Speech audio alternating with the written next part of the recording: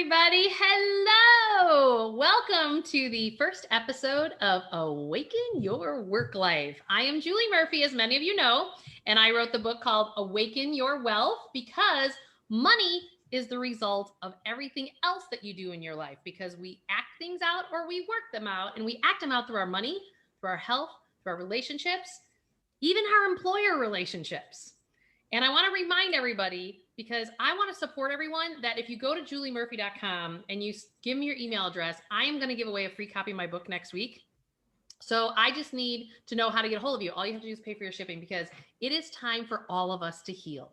It is time for us all to live from our hearts and have passion and purpose in everything that we do. And so, Karen, tell everybody about yourself, because you are my work life expert. Because you have lived it, sister. Hey, everybody. It's so nice to shout out to all of you. My name is Karen Pettigrew, and I am an intuitive business strategist. I spent much of my corporate life working for consumer packaged goods, and then hit a wall about 17 years ago now, where it's just like I was doing good work, but not feeling it so much.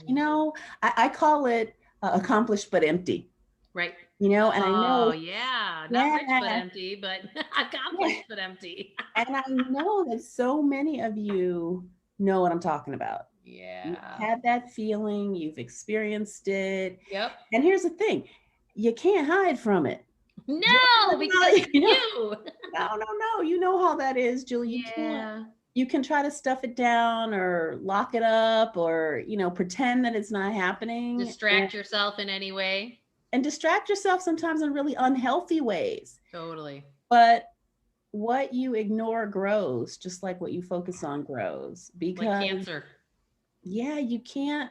It takes effort to ignore it. And it's exhausting. It wears you out. It takes its toll on your body. And you think you're not paying attention to it, but it takes attention to not pay attention. That is such a true statement. What I find to be true, Karen, so often is that people don't believe that they can walk away from the paycheck and what they consider their lifestyle to be to shift to something that is their passion and their purpose. And what I've come to learn through the years is that actually when you move to something that you're more passionate about, more money actually shows up. So we've kind of got it backwards as a society. And that's why I think it's so important. Now, like, you have lived this story. Your first book was I Quit. Right. You did. You quit corporate America and you go, I'm out, highly educated, climbing the corporate ladder, nice paycheck, doing the double income with kids, right? Like you were the American dream. And you quit. Yeah, all of that. You just took the bomb and went, boop. Yeah. Tell people about that. Yeah, it's really interesting because the first caveat is that I didn't do it alone. Yeah. Right. And so even if there are those of you who are hearing what Julie's saying and thinking like, yeah, but I heard dual income, and I heard backup, Sure. What I want to say to people who don't have dual incomes is it doesn't mean that you don't plan for it. Correct. It doesn't mean that you don't start dreaming. In fact, I have a course that I offer, and it's how to make your own soul code cards. And the one I pulled this morning for today's call says, I don't know if you can see it, don't just dream it, live it. Oh, right. How do you pull it down and actually manifest it in your world? So here's the thing. It goes back to what we were just talking about before. You can't ignore it. So no, because it's not going away. It's not going away. So when you ignore it, if I can point out, we create disease in our bodies. Yeah, absolutely. There's the perfect example, that I think most people can relate to is the idea of an ulcer, right? People know that stress has the potential to create ulcers. Right. There's science behind that, right? Well, when you resist, stuff it down, try to pretend, you create an internal stress. The cortisol's going, that fight or flight reflex is on. Full and throttle. you have the potential to create an ulcer. Yeah, totally. So, but ulcers aren't the only thing that get created that way. Like that's Mm. just a very common example. So, yeah, you work simultaneously. What at the point I think we're trying to make is that you don't ignore it. You Right, have to because what figure out. happens is that the disease actually is created in your body. Maybe it starts with an ulcer, but then if you have 10, 15 years of staying in that job that doesn't feed your heart and your soul, then it systemically starts to create other problems in your physical system. Correct. Yep. And this is where it really starts to become, it's not just a nuisance from a health perspective. Then it starts to turn into what you're doing is you're actually calling in a crisis point in your life to force the shift, and you don't have to wait for the crisis. Like you can shift. And you said it a little bit earlier that, you know, you didn't do it by yourself. There was double income. And even if you don't have a double income, you know, I'm always talking about the fact that you have to allow yourself the space to have a bridge. Yep. Because here's the life that you've created up to thus far. And yes, you 100% have created this life. So if there's not an acceptance on that level, that's part of some of the work that you probably need to do, is to accept the fact that regardless of everything outside of us, pandemic, economic downturn, blah, blah, we on some level have participated and created it. Right. And I know for some people that's hard to stomach. Yep. But then you have this dream on the other end of the bridge. And it's like, create those steps so you can walk across that bridge with ease and grace. That it doesn't have to be, you know, any A-type personality person that I've worked with, you know, they like to take the meteor and go, and then voila. But then I have other people who are like, you know what, I kind of need to do the waltz a little bit instead. And, you know, but you have to be yourself in whatever process it is that you take. But it's you deciding that, you know what, something's got to change. Yeah. And the truth is that very few things actually happen with big blasts.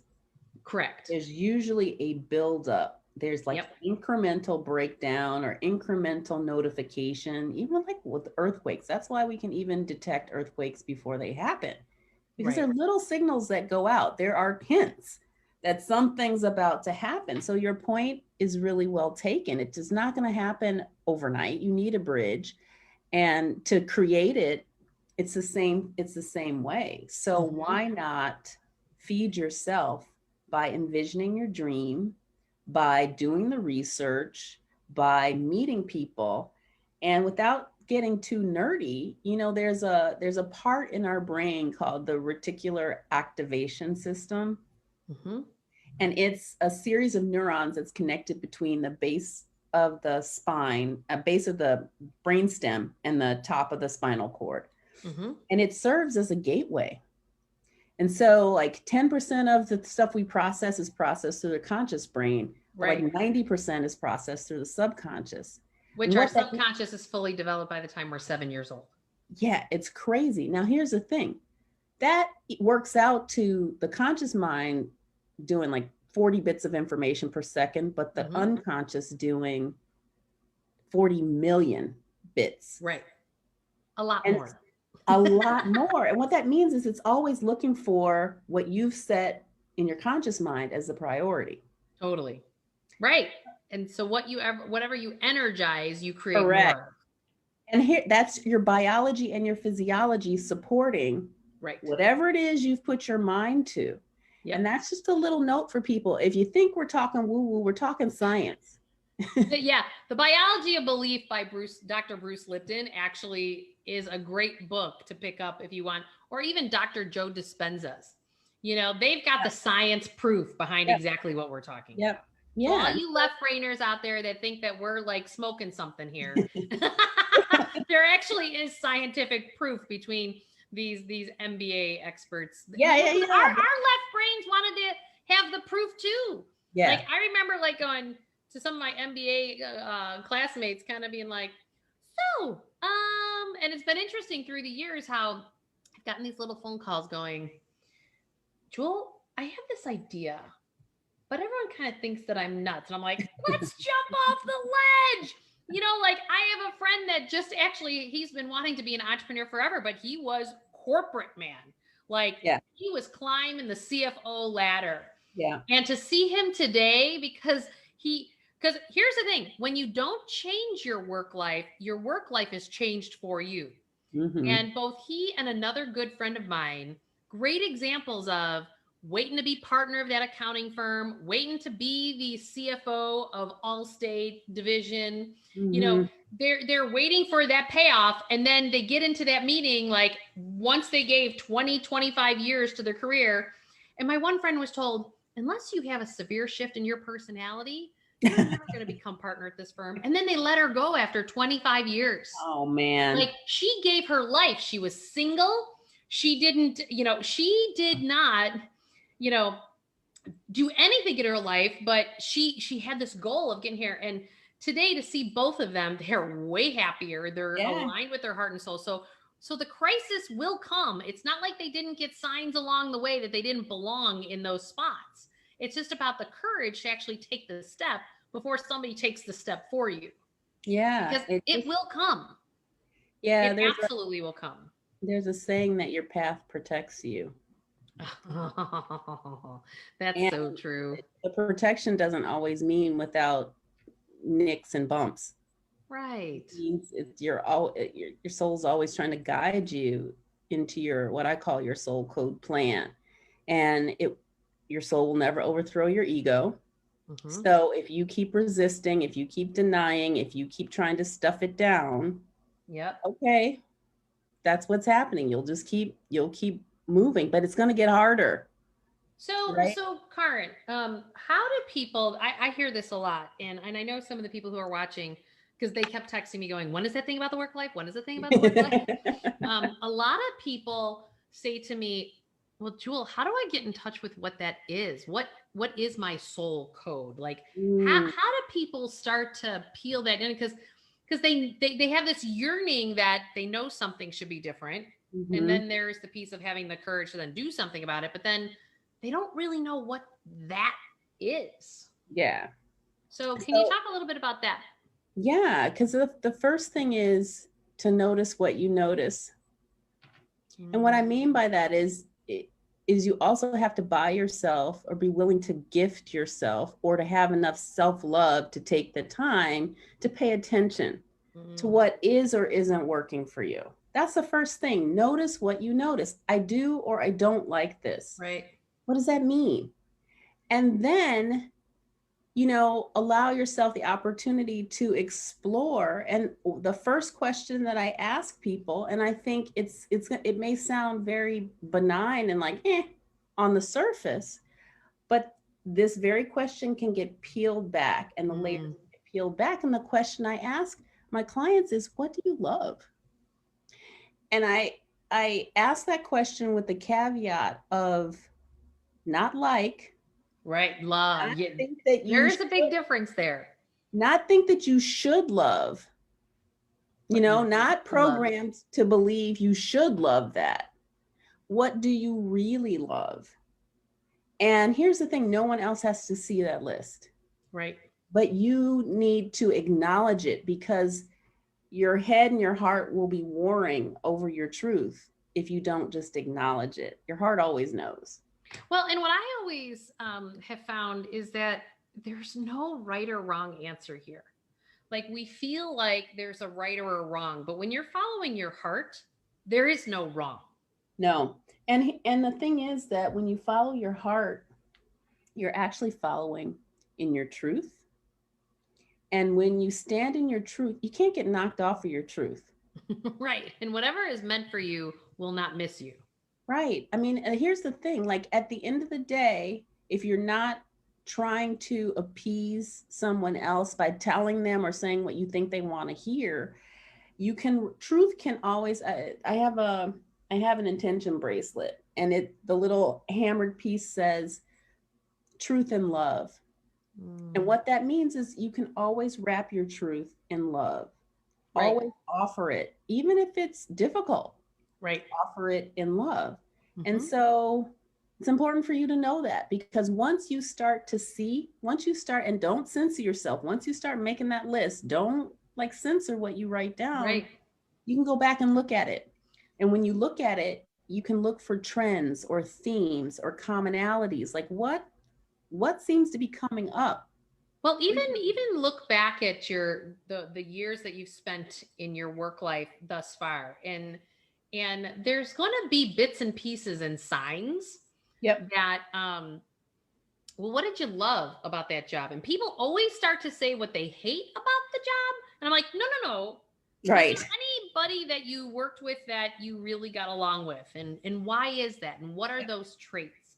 Like, Yep. there are signals all along the way, but if you don't, it's taking the time to reflect on that and saying, yeah, I really loved this boss and I was sad when that ended, and this is what worked well. Like, there are little nuggets in there Yep. that will then start to create a map for you. Like, if you just, but focusing on, to your point, what do you love? Like, what did you love about your former coworkers? What did you love about the physical place that you used to work?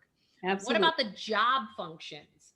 Did you like to travel? Did you not like to travel? Did you, want to be closer to home? Like, there's the most obvious reasons, like the income you wanted, and But was, Julie, the thing about even income is there's so many people, if they're honest, they would trade down their income for greater satisfaction and peace of mind.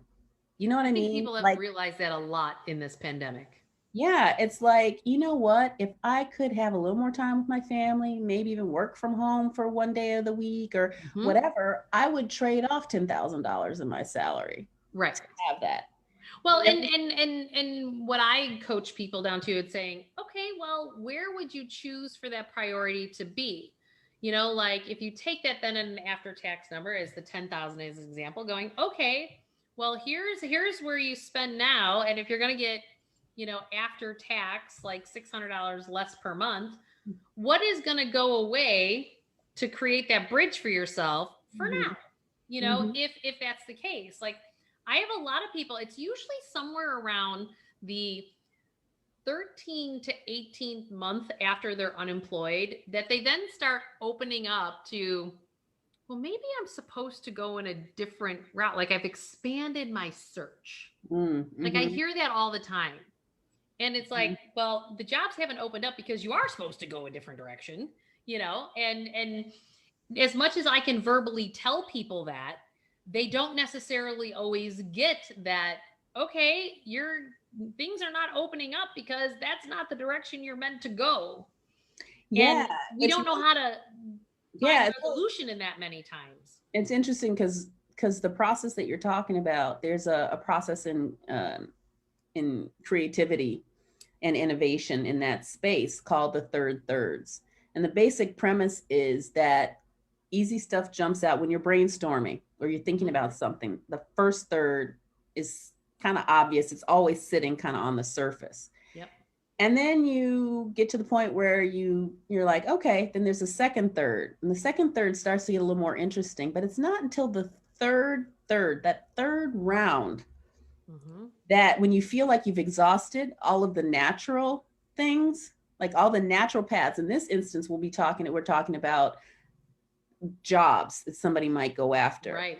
It's only after that's not working or you kind of exhausted that you start to think what they call outside of the box. You Yep. get Yep. wild and bizarre. You're like, well, you know what? I could What actually the work. hell? I could work in another country. And that's where the true innovation and the true creativity starts to reveal itself, is in the Mm-hmm. third third. Right. So the same thing holds true for job hunting, and notice what you notice. I'm back to that. Notice what you notice. Because if you're pushing too hard and it's not working, you got to take a step back and just observe. Like something's not in alignment here because this is way too hard. Well, and I've had people who have gotten unemployed over the last, year. And I've had, they're like, well, I think I need to sell my place now because now I have to tap into my retirement funds. And I go, in times like this, real estate can be a great asset to hold on to. Mhm. Like, think about it from a different perspective. Mhm. But everybody always thinks like, oh, my retirement money is not tappable. There are loopholes in the tax system of how to do that. Mhm. But we don't necessarily tune into those things. That I have a woman who's in her mid 50s right now, completely starting. She's always been drawn to do things with like landscape architecture and good for the environment and all that stuff. And finally, when she had everything kind of implode at the same time, her marriage, and she was having to get back into the workforce, and she just didn't want to do the work she was doing before, and it Mhm. was kind of like a mosh pit. And that was just like, well, why don't we just create a bridge for you that who cares that you're making only $40,000 a Yep. year when you first get started? Yep. Because on your assets, I can spit you out so much income. That's the kind of bridge that I'm talking about, that there are Yep. ways and there are solutions. Yeah. And what I've learned is that when you're doing something from your passion and your purpose, Mhm. people don't stop working at the traditional retirement age, because they actually love what they do, and they're like, their soul's being fed and they're making an impact. Like, I have a client who's 74 years old right now, and she's an executive assistant. She loves just teaching the new little, she's like the executive assistant to like these late 39-year-olds and early 40-year-olds, and she is like, she just loves to teach them and mentor them. Like, and she fiscally doesn't need to work, Yeah. so because she's in alignment with her heart and her soul. Right. Right. I mean, it's so true. And it's this idea of noticing and doing what speaks to you. And here's the thing, like, seriously, you don't have to do a thing, but do look at it. Do give Right. yourself, honor yourself enough to at least look at it, to consider it. Like I said, no one else has to know that your dream might be to learn how to skywrite.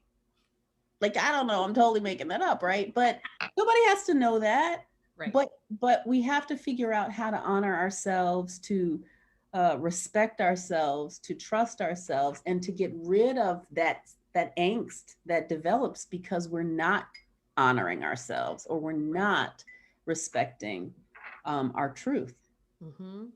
Well, and you didn't land exactly where you're at today when you left corporate America. I don't know. Now, how many years has it been since you left corporate America? It is kind of interesting. It has been 17 years. Really? Wow, we've known each other a long time.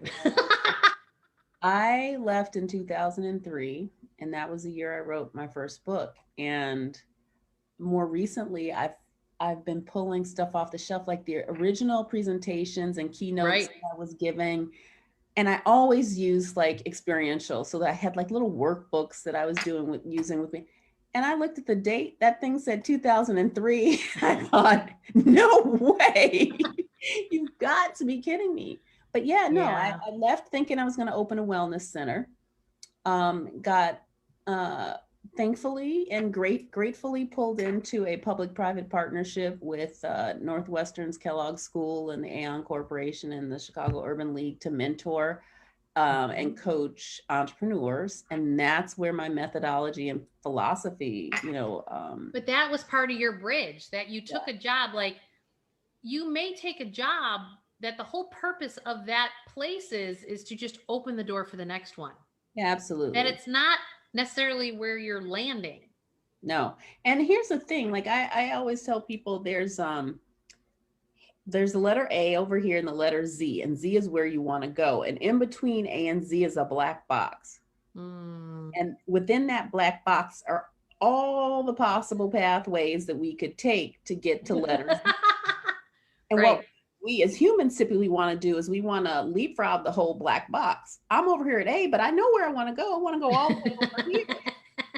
If it The was other that thing, easy, everybody would be doing it. the other thing we have a tendency to do is think we know how we're supposed to get there.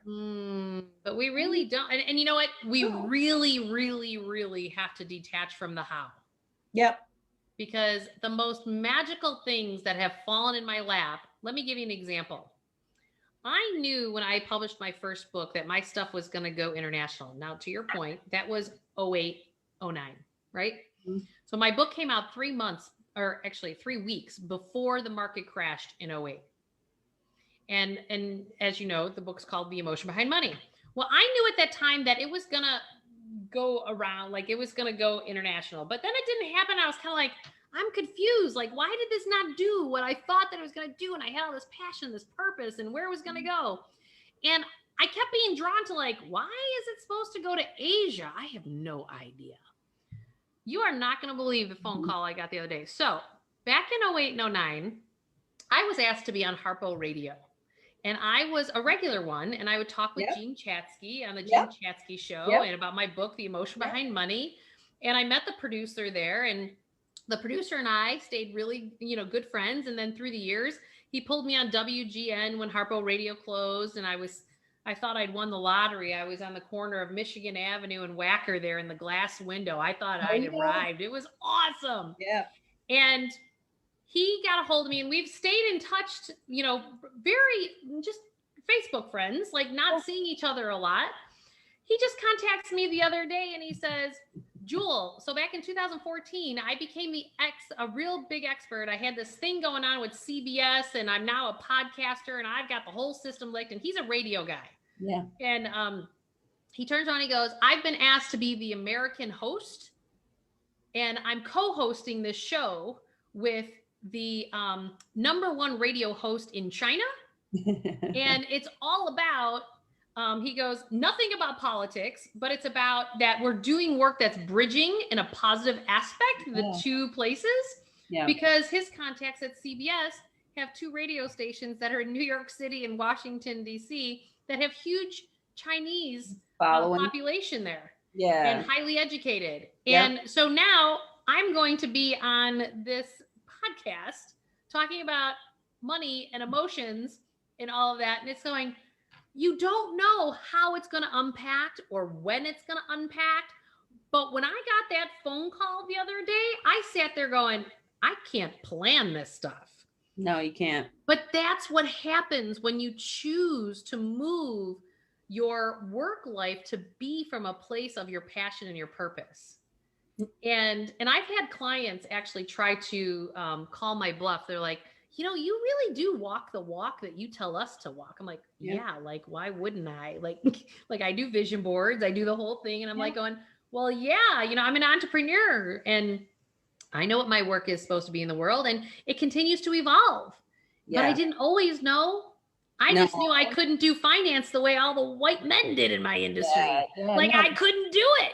I couldn't wear the blue suit. I couldn't do it. Yeah. And here's the thing. It's like we get so obsessed with the end. And this is going to sound a little like, okay, we've heard that before, but it really is. You just need to do the next thing. And it's right when it comes almost effortlessly. Mm-hmm. Like you said, you literally said it fell in your lap. And that implies, I didn't see that coming. And it didn't take a whole lot of work for me, but somehow this is how it showed up. That's how it works. But you have to be willing to stand and pursue your truth. Well, I just kept holding the intention that what I wanted to create. Like, I know the way I approach finances is so healing to so many people that I had to figure out how to do that on a grand scale because the world needs it like air. Yeah. And so much of it has to do with the fact that we are not living our work lives from a place of passion and purpose. You just go here in Chicago, you drive down, Randolph Street in the morning and you see people getting off the train going to work and they look like they've been punched in the face 100 times. Yep. They look miserable. Your life is worth way more than that. And that has been the gift, I think, of the coronavirus. Mm-hmm. Is that it's put it right here in all of our faces. No, you can't get away from it. Anything that's been bubbling under the surface is now above the surface because so much has changed that you can't ignore it quite the same way. When you're busy getting up, going to work, picking kids up from school, doing all that stuff, right? You can be distracted. Yeah. Totally. Yeah. And for me, the idea is that your work is meant to be an expression of who you are. Right. And if you are choosing entrepreneurship, then your business is a physical manifestation of you. Hmm. So what is that? Right. Well, and it doesn't have to be creating your own. No. I have one woman who just is knocking down at a big consulting firm on a global standpoint. She is knocking down all the old patriarch walls in this very old patriarchal system. Yeah. And it feeds her like nobody's business. She's like, Jewel, I don't know why. And you know what? If you saw her walking down the block, she's like this beautiful, stunning woman that would make really good arm candy, but on the work front, she'd kick your butt. And she's just dynamic as all get out. And she is being as feminine as possible in Yep. an extreme masculine culture. Yeah. And so she's helping this organization bring that balance between Yeah. the masculine and the feminine. And she loves it. Yeah. She loves it. Well, and there's the key. We started Right. with like, what's your love list? Yep.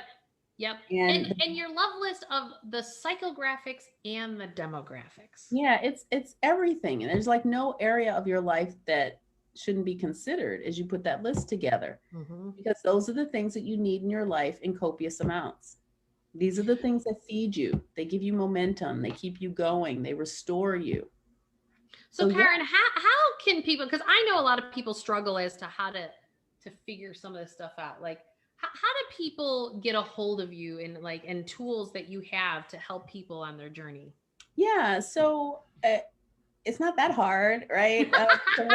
The website. No, but I will say that people's perception is that it is very hard and that they've been sitting there for a long time knowing something has to happen, but they just don't know because there's not enough people out there. There's career coaches, but they don't really do the heart consciousness. No, it's deeper than that. You know, what happens with a lot of career coaches, I mean, we're getting better, like 20 years into this, the whole EQ element, the whole brain mapping element has made career coaching better. But it's still often pursued from an intellectual perspective. Right. And it doesn't dial into the emotion or into the heart or into even that dream space. Right. So for me, the company's called Beyond Blind Spots, and it's beyondblindspots.com. And there are a number of ways that I work with people. As you know, I have a free weekly mini workshop on Thursdays that people can jump into to just experience, and to have a safe community, to have conversations around what they're choosing to create right now. Right. And I'm on Facebook and Instagram as Beyond Blind Spots. So the tradition. And that's the next right step. Like anyone, it's very interesting that you say that because that's like how I found, first of all, that's how I found you. It is true. Back in the day. What is it? It's been, because it was before my first book came out. Yeah. Yeah, I was just searching for there was a group of women. We were all working with this one coach and we knew our time was done with this coach. And I was like, God, we need to find somebody else. And I just happened to, I was a part of this organization called Chicago Healers under Business Solutions. And because usually the two haven't gone together so much in the past, let alone 15 years ago. And that's how Karen and I connected. So what I would urge each of you to do is go on her Instagram and her lives. And if you're drawn, you may not know why you're drawn. Just know you're drawn. And that's your heart saying, there's something there. I mean, that's exactly how I found Rita Hickman, who does Awaken Your Relationships. For a year, I followed her Facebook lives that were free, going, oh my God, she's talking exactly about my ex-husband and I's relationship. Yep. Like this woman knows what she's talking about. And I'm like, yeah, I need to unpack this. And, so it's really interesting in how you need to start to trust wherever you're drawn. And I am grateful that people like yourself will offer these free nuggets so that people can at least have a safe place to just try to see if you're drawn. And then if you're drawn, then go deeper. Yeah, absolutely. And don't be afraid to go deeper because you're worth it. Yeah, you're completely worth it. And it keeps coming back to notice what you notice. If something sparks you or animates you in some way, pay attention to that. There's something in it for you. Right. Yeah, there's a free workshop tomorrow at noon. So if you're hearing this and feeling, check out the page and join me. So Excellent. easy. Well, and I am so excited. This is the first episode of Awaken Your Work Life. And let us know if there's anything specific that you guys need help with, Yeah. or you want us to talk about. Please, we've been there, we've done that, we've got it going on, and we've coached so many people to get to exactly where their heart's desires are and making a ton of money in the process. Yeah, So, definitely. But come send join us us. your questions and send us your questions. We would love to answer those for you. Absolutely. Live. Good stuff. Well, come join us next Wednesday again, 11 a.m. Central. And we'll see you next week. Yeah. Thanks, Karen. Thanks, Julie. Bye. Bye.